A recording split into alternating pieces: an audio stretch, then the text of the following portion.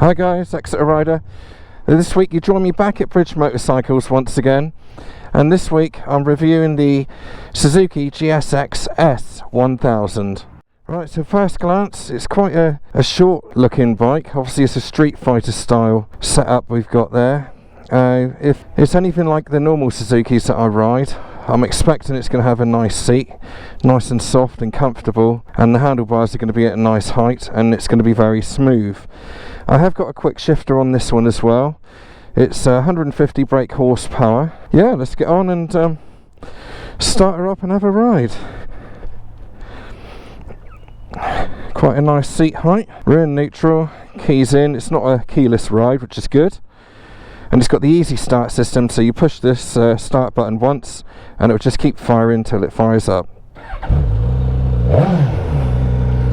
Got your typical 1000 setup there.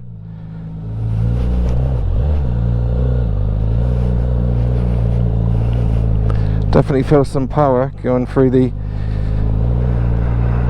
bars there. 4-cylinder,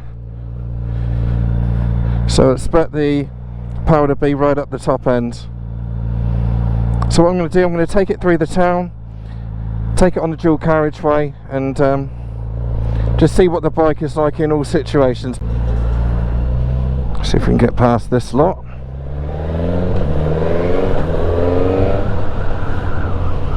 We'll do a left here ideally. So let's just say in the traffic it's pretty good. I think we'll leave that one there already straight away. Nice and nimble. Feels good now, you know, it's feels nice. Around the corners, feels light, and again it's very short, so you've got a short turning circle.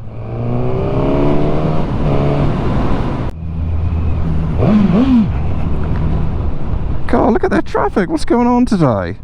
It's just typical, isn't it? When you want to do a review. You're going left. I'm going to see if I can squeeze through there. It looks tighter than what it is actually is. Cheers, buddy. Let's get out of here. Quick shifter is fantastic. Right, 34 mile an hour and on to a 50 limit. And the seat is very comfortable as well. It's not a very wide seat, but yeah, it's just nice.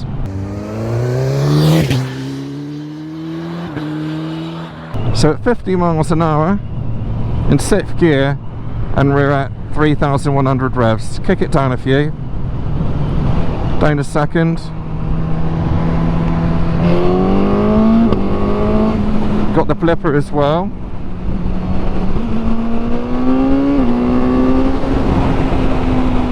Yeah, it's quick, man. It's very quick. So at 70, we're at just about 4,800 revs. Very relaxed. I got quite a lot of wind on my chest. It is a naked, so you expect that. But yeah, it's a quick bike. Very, very quick. A nice sort of quick, really. A soft sort of, not too abrupt. I think that's the way I've worded it. But at the same time, it gets you there bloody quickly. It is a very, very powerful bike, of course. And the quick shifter is awesome. They've done a cracking job on that. Nice short throws, and no complaining at all. And I haven't got too much weight on my wrists either. My wrists feel very relaxed. I'm not leaning over the tank at all. Yeah, a bit of a hooligan machine, really. It's good fun. I'd even say mainly due to the price, really. If I was after 1,000, then I reckon this could be one of the best choices you can make, really. When you consider the power, the way it delivers the power so smoothly. See if we get any downshift pops on that flipper.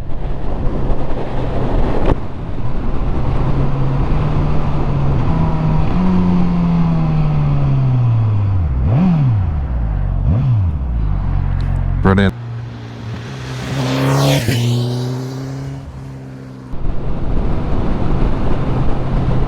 It's funny, I always considered myself, wouldn't really want 1,000, but every time I go on one I just have a great time and just really enjoy myself. And with this bike, because there's quite a lot of low down torque, you don't feel like you have to thrash its pants off at the top end to get the best out of it. Well, they haven't come out with an R version yet, but I do believe that there is something coming our way on that front, so no doubt that'll be mapped quite differently to so that so that it's all going to be at the top end then on that bike. But this is quite nice. They've got it just right, I'd say, to be fair.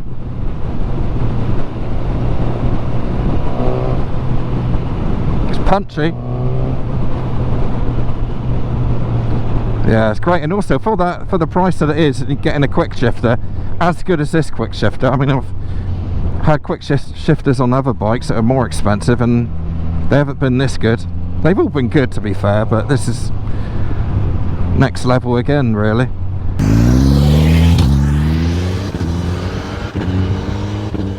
Another thing I like about Suzuki is that they're not trying to chase the electronics like the rest of them are.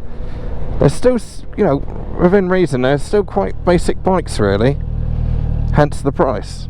Whereas the other brands are, getting so complicated with the electronics, whereas Suzuki are kind of keeping it real, really.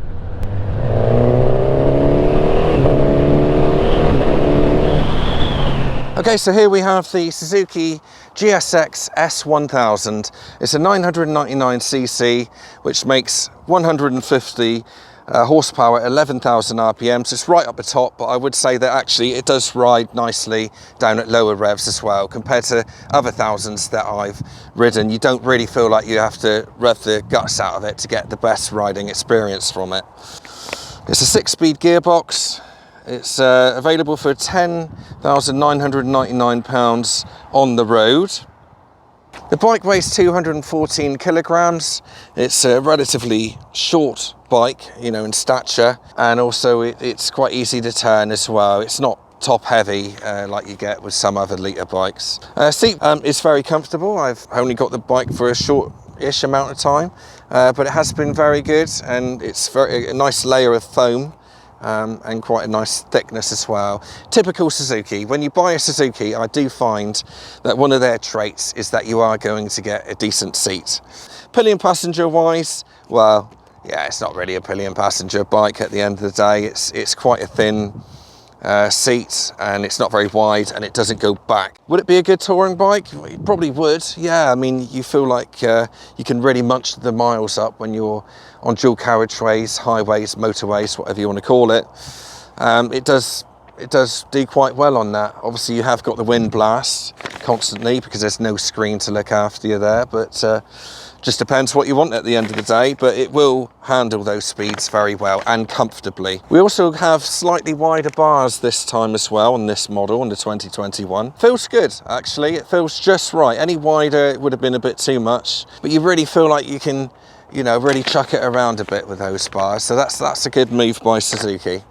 We've got the KYB forks on the front, which are adjustable, and the back is adjustable for preload only. Braking wise, we've got a single disc on the back here, which is a Nissan caliper, which is just right. I find that very nice. The front brakes are very sharp, I would say, and they are Brembo, so typical Brembo characteristics where they do bite quickly and is quite a strong stop.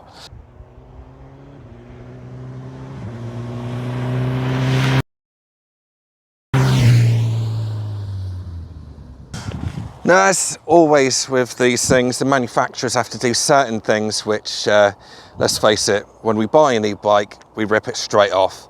And in this case, it's the great big wing on the back with the number plate on.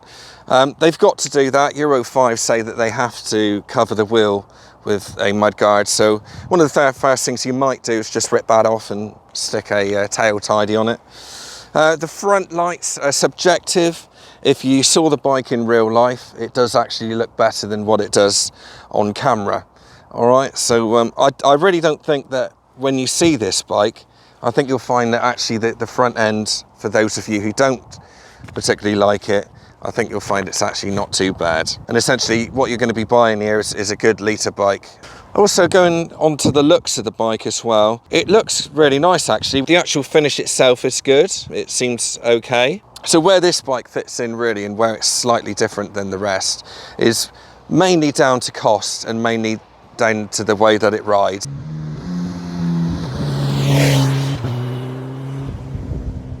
Okay, on the left bar we've got the horn, indicator left and right, which is very easy to use in a very natural place. We've got the mode selector, which goes up and down, and then a pass light.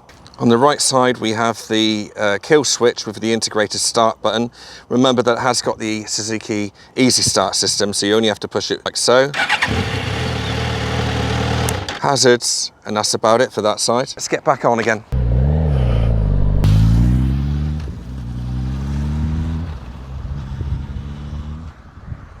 Yeah, so we've also got the adjustable brake lever. The clutch isn't adjustable, but as I say, you have got a quick shifter anyway, so most of the time you're going to be using that. Oh, one thing I haven't mentioned actually is I had a close-up of the dash, so it's quite shaded here. Quite often getting pictures of the dash is quite difficult because you get the light shining on it, but you've got a gear indicator, traction control, a rev counter that does like a U shape, then all the miles and the battery voltage, things like that. So yeah, just normal stuff really. Petrol gauge, engine temperature. Suspension wise, I'd say that it is set as a typical Street Fighter style motorbike. It's you know, it's quite tight. It's not bumpy or crashy, but it's certainly not soft either.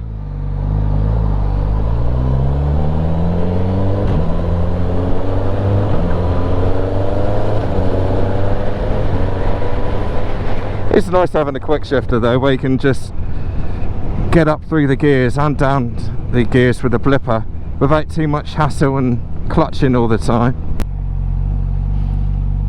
Okay, so I'm 5'8" with a 30-inch inside leg, and I can get my feet right down on the floor there, flat-footed, with a slight bend in my knee.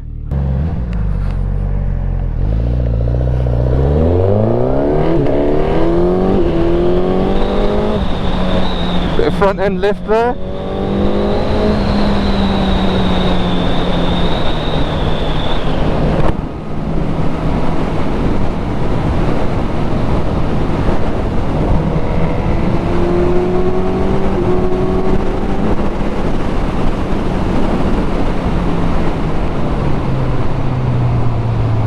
Yeah, not going to be wanting any more speed than that. It's plenty enough.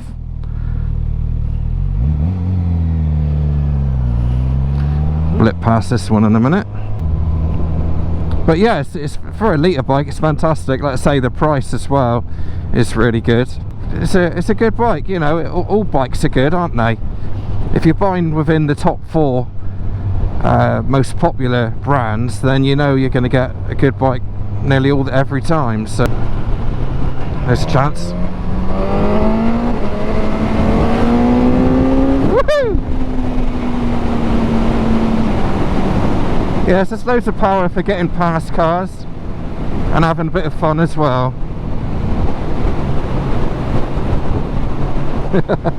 Brilliant. Yeah, another thing I like about this bike actually is that it doesn't feel too sporty. You know, it feels more like a sports tourer than a sports bike, which is essentially what it is. I would put it in that category. But I feel like I could sit on it all day. You know, I'm not saying long tours and things like that. For me personally, I would like a screen on it, but you're not hanging over the tank. It's not a sporty stance. The peg height is pretty much perfect actually. It's sporty-ish, but not without it going too silly, and you know, you're not hanging over the tank. Give it a quick 0 to 60 test here a second.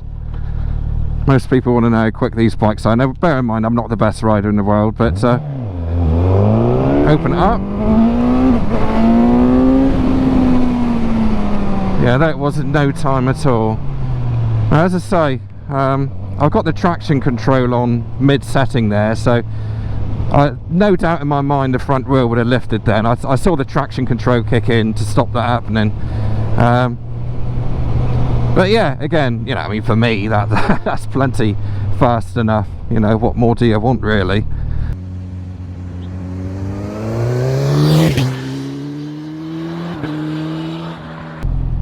So, although I haven't had a huge amount of mileage put on it today, with my experience of loads and loads of different bikes, you do tend to pick up what you need to know a bit quicker. Obviously long term you might pick up other things, but essentially, you know, that's what you need to know, really. It's what I've mentioned today, so you can't go wrong, I don't think. I think this is a, you know, if it's on the short list, then put it near the top. Alright, time to get it back to bridge. So I just want to say thank you very much for watching the video. Much appreciated if you got this far. Do it, subscribe and give the video a like if you'd be so very kind. That would be appreciated. Every little bit does help, and every subscriber does help as well. Thank you ever so much to Bridge Motorcycles. If you haven't been down there before, then go down and have a look, because you'll easily kill an hour down there, I think, by the time you get in the cafe as well. And they do a bit of everything. They do the Hondas, the Suzukis, Piaggio, Triumph. It's a really quite a big shop here. So thanks for watching, guys, and I'll see you next week. Have a good one.